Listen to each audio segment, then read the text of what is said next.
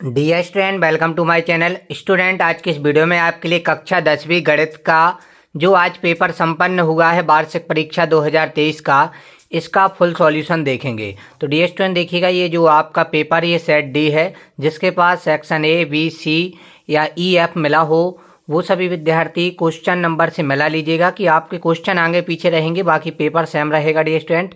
तो देखिए, आपके लिए बता दें कि इस सेट में आपसे टोटल 23 क्वेश्चन पूछे गए थे। ठीक है डियर स्टूडेंट, तो ये देखिए आपका टोटल जो पेपर आया था ये 75 मार्क्स का आया था, जिसमें आपके लिए टाइम 3 घंटे का दिया रहा था। डियर स्टूडेंट, कोई भी पेपर आप करते हैं तो ध्यान रखिएगा, ये जो आपके लिए निर्देश दिए रहे थे इनको अच्छे से पढ़िएगा। जैसे सभी प्रश्न अनिवार्य थे करना आपके लिए। प्रश्न क्रमांक 1 से 5 तक वस्तुनिष्ठ प्रश्न है ना, हैं, ठीक है। और प्रश्न क्रमांक 6 से 23 तक आंतरिक विकल्प दिए गए थे, मतलब अथवा दिए गए थे। तो चलिए अब हम देखते हैं सबसे पहले विकल्पों का सॉल्यूशन। डियर स्टूडेंट, अच्छे से मिला लीजिएगा, बहुत से वीडियो आपके लिए यूट्यूब पर मिलेंगे जिसमें आपके लिए वीडियो के माध्यम से सॉल्यूशन बताते हैं, तो बहुत से टीचर कुछ रॉन्ग बता देते हैं, है ना। इसकी वजह ये होती है कि उनका मेन सब्जेक्ट ना होते हुए भी वीडियो बनाते हैं, जिसकी वजह से प्रॉब्लम हो जाती है कभी कभी और गलत हो जाता है। तो डियर स्टूडेंट, अच्छे से मिलाइएगा, हम आपके लिए विथ प्रूफ के साथ सभी विकल्पों का सॉल्यूशन बताएंगे। देखिए, यहाँ पे जो पहला क्वेश्चन पूछा था ये आपके समीकरण की कंडीशन पर आधारित पूछा था। जैसे पूछा था, समीकरण था A one X plus B one Y plus C one बराबर zero, A two X plus B two Y बराबर प्लस सी टू बराबर जीरो के एक अद्वितीय हल होने की शर्त है। तो डियर स्टूडेंट, ये 3 शर्तें होती हैं। अद्वितीय हल होने के लिए होती है ए वन ए टू बराबर नहीं है बी वन बी टू के, और दूसरी होती है कि जिनके अनेक हल होते हैं। डियर स्टूडेंट, जिनके अनेक हल होते हैं तो उसमें ये कंडीशन लगती है ए वन ए टू बराबर है बी वन बी टू के बराबर है सी वन सी टू के।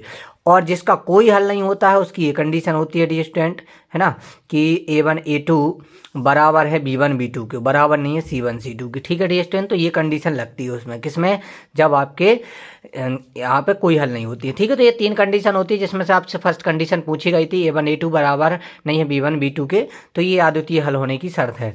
उसके बाद द्विघात समीकरण का मानक रूप आपको पता होगा, A X square plus B X plus C बराबर जीरो। ध्यान रखिएगा, बहुत से स्टूडेंट इसको लगाए आए हैं जल्दी जल्दी में, तो ध्यान रखिए डियर स्टूडेंट, आपको इसको लगाना था।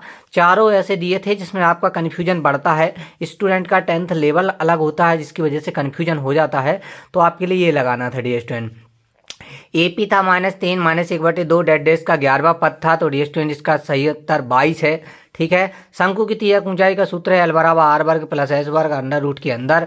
ठीक है, और जो 6/20 का एचसीएफ है तो 2 है। त्रिघात बहुपद में कितने शून्यक होंगे? 3 होंगे। द्विघात में 2 होते हैं, रेखक में 1 होता है। ठीक है, तो त्रिघात में कितने होंगे डियर स्टूडेंट? 3 होंगे। उसके बाद डियर स्टूडेंट देखिएगा, सभी समबाहु त्रिभुज समरूप होते हैं, समबाहु लगाना था।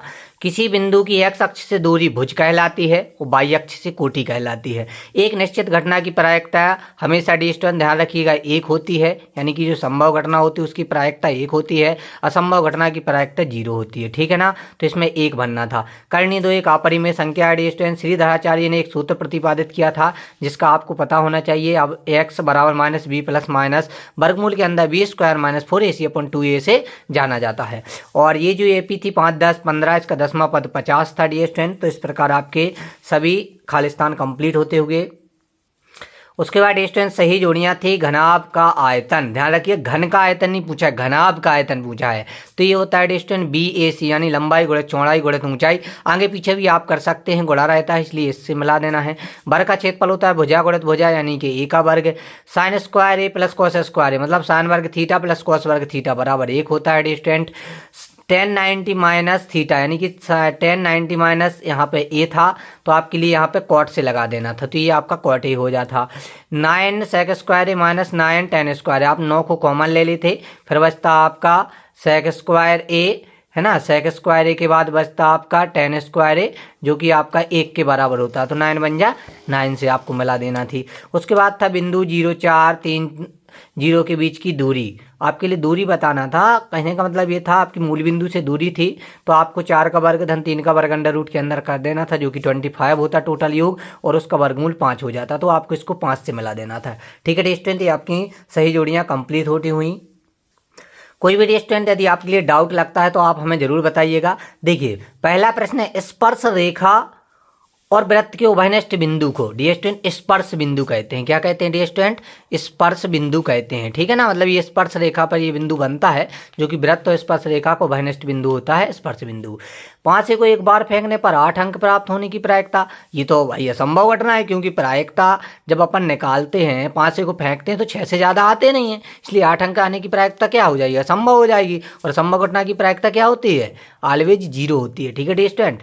और वर्ग चिन्ह 20-40 का वर्ग चिन्ह बताइए था, ये वर्ग अंतराल दिया था, वर्ग चिन्ह बताना था। वर्ग चिन्ह का आपके लिए फार्मूला मालूम होगा डियर स्टूडेंट, होता है x बराबर x1 प्लस x2/2, मतलब दोनों को जोड़ दो, 2 का भाग दे दो, तो 20 और 40 60, और 60 में 2 का भाग दे दिया तो कितना आ जाएगा डियर स्टूडेंट? 30 आ जाएगा। तो इसका उत्तर 30 हो जाता। द्विघात समीकरण ax² plus bx plus c बराबर 0 के लिए विविक्त कर का सूत्र, तो विविक्त कर का फार्मूला आपको मालूम होगा डियर स्टूडेंट। जो विविक्त कर है, विविक्त कर का फार्मूला होता है d बराबर b² माइनस 4ac। ठीक है डियर स्टूडेंट, क्या होता है? b² माइनस 4ac होता है। अब चलिए आगे बढ़ते हैं और देखते हैं किसी एपी के 90 पदों के लिए सूत्र। तो ये है डियर स्टूडेंट एपी के 90 पदों का सूत्र। ठीक है, SN बराबर से, ठीक है डियर स्टूडेंट, क्या है? SN बराबर से n/2 ब्रैकेट के अंदर 2a plus n-1 into D. शीर्ष से लिखा हुआ है डियर स्टूडेंट, इसलिए थोड़ा सा आपको स्पष्ट नहीं दिख रहा होगा, बाकी आपके लिए बोल के बताया तो आप अच्छे से समझ लीजिएगा। अब देखिएगा उन्नयन कोण की परिभाषा लिखिए। तो ये है डियर स्टूडेंट उन्नयन कोण की परिभाषा, इसको आप अच्छे से समझ लीजिएगा। उन्नयन कोण की परिभाषा के लिए कि दृष्टि रेखा और क्षैतिज रेखा से बना कोण, दृष्टि रेखा और क्षैतिज रेखा से बना कोण देखी गई वस्तु का उन्नयन कोण कहलाता है। ये हमेशा ऊपर की ओर बनता है। ठीक है डियर स्टूडेंट, उन्नयन कोण की परिभाषा है। चलिए अब हम देखते हैं 5वां प्रश्न, जो कि सत्य था डियर स्टूडेंट। तो दृष्टि रेखा प्रेक्षक की आंख को उस वस्तु की बिंदु को मिलाने वाली रेखा होती है। बिल्कुल डियर स्टूडेंट सत्य है ये। स्पर्श रेखा ही छेदक रेखा, ये गलत है डियर स्टूडेंट। वृत्त को एक बिंदु पर स्पर्श करने वाली रेखा स्पर्श रेखा कहलाती है और 2 बिंदु को स्पर्श करने वाली रेखा छेदक रेखा कहलाती है, इसलिए असत्य है। बिंदु 7, 1, 0, 0 के बीच की दूरी 5 करनी 2 है, ये सत्य है डियर स्टूडेंट। उसके बाद शंकु का आयतन बेलन के आयतन का आधा होता है यदि शंकु की बेलन की त्रिज्या एवं ऊंचाई समान हो, ये गलत है डियर स्टूडेंट, क्योंकि शंकु के आयतन का सूत्र अलग है, बेलन के आयतन का सूत्र अलग है। 2 समरूप त्रिभुज की संगत भुजाएं समानुपाती होती हैं, बिल्कुल डियर स्टूडेंट सत्य है ये। 2 समरूप त्रिभुजों के क्षेत्रफलों का अनुपात इनकी संगत भुजाओं के अनुपात के बराबर होता है, यह सत्य है डियर स्टूडेंट, क्योंकि उसके वर्ग के अनुपात के बराबर होता है। ठीक है, भुजाओं के वर्ग के अनुपात के बराबर होता है। तो ये डियर स्टूडेंट आपके सत्य हो गए। उसके बाद स्टूडेंट ये देखिएगा, आप सबसे पहले एक त्रिभुज बनाते और यहाँ पे लिख लेते यदि tan a बराबर tan का सूत्र लगा के, है ना, और उसके फिर sec और cos के मान आप आराम से निकाल सकते थे, अथवा बहुत ही इजी दिया था, यदि आप ये भी करते तो बहुत ही अच्छा था। इसका आंसर 1 आता है, आपको पता है बटे वालों का अंतर 1 आता है, क्योंकि आप किसी को एक को भी चेंज करोगे तो आपका 1 ही आ जाएगा और समान बन जाएगा, तो कट जाता है और जिससे आपका 1 आंसर आ जाता है। ठीक है स्टूडेंट। अब देखिए 7वां प्रश्न था, ये रेशमा की प्रायिकता ज्ञात करनी थी। तो जब एक प्रायिकता दी हो और दूसरी ज्ञात करना हो तो उसको 1 में से घटा देते हैं। तो यहाँ पे आप जैसे ही 1 में से घटाते 6.2 के लिए तो 0.38 इसका आंसर आ जाता डियर स्टूडेंट। ठीक है ना। और उसके बाद देखिएगा ये थैले वाला ये भी बहुत सरल था, है ना, इसको भी कर सकते थे। एक पांचे को एक बार फेंकने पर अभाज्य संख्या आने की प्रायिकता। देखिए पांचे में टोटल अंक कितने होते हैं? 1 2 3 4 5 6। अब इसमें से आपके लिए अभाज्य संख्या बतानी थी। अभाज्य संख्या क्या कहलाती है? जिसमें एक और स्वयं के अलावा किसी और संख्या का भाग ना जाए तो उसे अभाज्य संख्या कहते हैं। जैसे आपका 1 है तो 1 क्या है? 1 का जाता है ना, और स्वयं का जाता है। 2 है, इसमें 1 का जाता है, स्वयं का जाता है। 3 है तो ए बी डी स्टूडेंट क्या है? इसमें आपने देखा होगा कि अभाज्य संख्या आपको ध्यान रखना, जो भी अभाज्य संख्या है अभाज्य संख्याओं को लिखकर आप प्रैक्टिस की इजीली निकाल सकते थे। ठीक है डी स्टूडेंट। अदरवाइज आप अथवा भी कर सकते हैं। इसका एक डिब्बे में 5 लाल 8 सफ़ेद और 4 हरे कंचे हैं। इस डिब्बे में एक कंचा अदृश्य निकाला है तो ये भी आप इजीली निकाल लेते। टोटल आपके 5 और 8 है 13, 4 17 कंचे हो गए थे, जिसमें से आपके लिए सफ़ेद कंचा निकालना था, तो 8/17 इसका आंसर आ जाता। ठीक है स्टूडेंट। 140 को अभाज्य गुणनखंडों के रूप में आराम से लिख लेते आप। इस टाइप से 140 के आपको गुणनखंड निकालना थे। पहले आप 2 का भाग देते डी स्टूडेंट, जो कि 70 बार जाता। अगेन आप 2 का देते जो कि आपका 35 बार जाता। फिर आप 5 का देते डी स्टूडेंट, जो कि आपका 7 बार जाता। और लास्ट में आप 7 का दे देते, जो कि 1 बार जाता। तो 2 के ऊपर 2 की घात गुणित 5 गुणित 7 इसका आंसर आ जाता। या फिर ये भी आज इजीली कर सकते थे, बहुत इजी क्वेश्चन था। इसका आंसर आपके लिए 22 33 8 आया होगा डी स्टूडेंट, 22 33 8 आया होगा इसका आंसर। ये देखिए अपरिमेय संख्या सिद्ध करना था या फिर इनका एचसीएफ निकाल देते, बहुत इजीली था डी स्टूडेंट। ये देखिए थोड़ा चेंज कर दिया है, एक्स की जगह यू दे दिया है, बाकी कोई दिक्कत नहीं, आप इजीली इसको कर सकते थे। या इसको आप आराम से कर सकते थे एक द्विघात बहुपद जिसके योगफल अल्फा प्लस बीटा का मान ये दिया था, अल्फा इंटू बीटा का मान ये दिया था, और आपको इजीली इस फार्मूले में वैल्यू रख देना थी x square minus alpha plus beta into x plus alpha into beta बराबर आप जीरो लेकर के इसको सॉल्व आराम से कर सकते थे। अल्फा प्लस बीटा की वैल्यू और अल्फा इंटू बीटा की वैल्यू रख के आप इसको आसानी से सॉल्व कर सकते थे। ठीक है डी स्टूडेंट। उसके बाद स्टूडेंट इसमें A1 A2 B1 B2 निकालना है, तो आप 3/2 पहले इसका ट्रांसफर करते यहाँ पे माइनस में आ जाते, ये भी माइनस में आ जाता और फिर इसको इजीली आप सॉल्व कर सकते थे। ये भी बहुत ही ईजी क्वेश्चन था डी स्टूडेंट। इसको आपको हल करना था, विधि नहीं बोली थी आपको किस विधि से करना है, तो कोई भी विधि से कर देते आप। यदि डी स्टूडेंट इसको डायरेक्टली आप समीकरण 1 बना लेते हो, इसको 2 बना लेते और आप डायरेक्टली घटा देते, तब भी इसका आंसर बिल्कुल ईजी वे में आ जाता। इसमें शून्यकों की संख्या देखिए 1 2 और ये 3 है। ठीक है डी स्टूडेंट, तो इसमें शून्यकों की संख्या 3 है। ठीक है, उसके बाद देखिए ये भी इजी था, इसको आप करनी के अंदर वर्ग लगा के भी सॉल्व कर सकते थे, बाकी ये बहुत इजी था। इस बार का पेपर डी स्टूडेंट थोड़ा सा सरल है, क्योंकि इस बार डिलीट सिलेबस बहुत हो गया था, इस वजह से थोड़ा सा पेपर उन्होंने बहुत सरल दिया है। इसमें देखिए विविक्त कर निकालना था आपके लिए, क्या निकालना था डी स्टूडेंट, विविक्त कर। ठीक है, तो आपके लिए विविक्त कर निकालना था, तो देखिए विविक्त कर का जो सूत्र होता है ये होता था डी बराबर बी वर्ग माइनस 4ac। क्या होता था डी स्टूडेंट, बी वर्ग माइनस 4ac। तो आपके लिए बी का मान रख देना था -4, ए का मान रख देना था 2 और सी का मान रख देना था 3। आप इजीली इसको वैल्यू पुट करते आंसर आ जाता आपका। एपी का 10वां पद कितना इजी था डी स्टूडेंट। एपी का जो आपको लिए फार्मूला मालूम होगा एपी के 90 पदों का, क्या होता है डी स्टूडेंट, ए एन बराबर होता है आपका A plus N minus 1 into D. क्या होता है D student, A plus N minus 1 into D. तो आपको इस फार्मूले में केवल क्या करना था, ए का मान रखना था, एन का मान रखना था, डी का रखना था। तो ए का मान 2 था, डी का मान 7 में से आप 2 घटा देते 5 आ जाता।